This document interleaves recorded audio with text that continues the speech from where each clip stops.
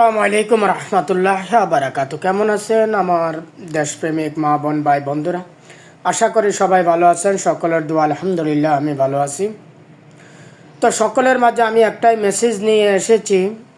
সে মেসেজটা হলো 12 তারিখ আমাদের বাংলাদেশের গণভোট এবং পার্লামেন্ট নির্বাচন। সেই নির্বাচনে আমি 18 কোটি মানুষের পক্ষ থেকে বলতে চাই, কোনো ঋণ খেলাপিকে ভোট দিবেন না,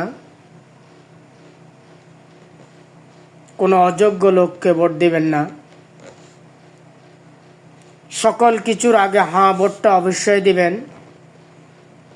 সেটা 100 বছরের জন্য আপনার সন্তানের ভবিষ্যৎ উজ্জ্বল করার একটা প্ল্যান প্রোগ্রাম। সেজন্য আপনাকে ভোট দেওয়াটা অবশ্যই জরুরি। কোনো ঋণ খেলাপিকে ভোট দেবেন না, যোগ্য ব্যক্তিকে ভোট দেবেন। কোনো ভারতীয় দালালকে ভোট দেবেন না। যারা লোভ দেখাচ্ছে অর্থ দিয়ে, যে কোনোভাবে লোভ দেখাচ্ছে, তাদেরকে ভোট দেবেন না। তাদের লোভে পড়বেন না, টাকার কাছে বিক্রি যাবেন না। তাই 18 কোটি মানুষের কাছে আকুল আবেদন, যে যেখানে আছেন সেখান থেকে সবাইকে সহযোগিতা করেন, এই বার্তাটি পৌঁছে দিন, যেন সবাই সতর্ক হয়,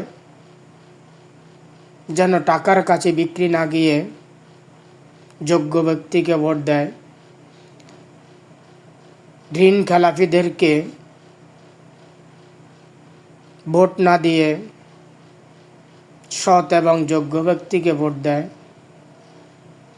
মার্কা দেখে ভোট দিবেন না, ব্যক্তি দেখে ভোট দিবেন। ধন্যবাদ। সবাই ভালো থাকবেন, সুস্থ থাকবেন। আল্লাহ হাফেজ।